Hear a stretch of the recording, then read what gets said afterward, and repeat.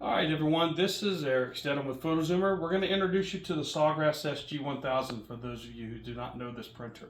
This is the printer that comes with our sublimation packet.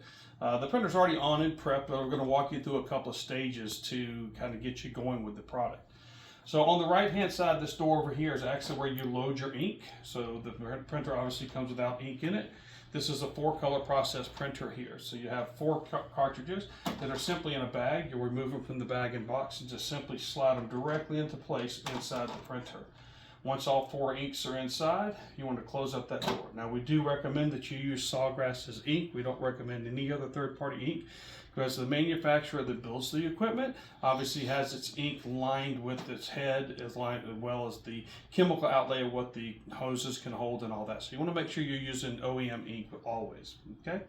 You'll also notice on the display panel here that will give you ink levels. It will have a red light if you have any type of error. There's a little error button right down here or an alert button.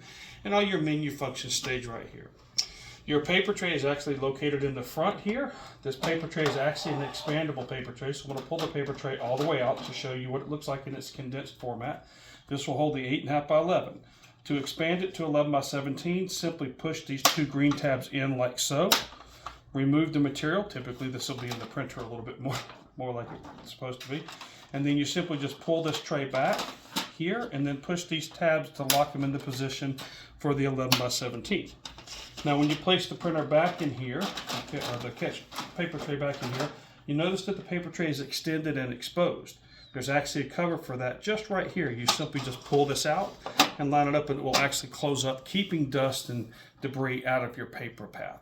Your paper does feed face down. So you'll notice it's kind of difficult in lighting like this, but this has a little bit of an off color or kind of a yellowish tint to it. The printable side is more pure white.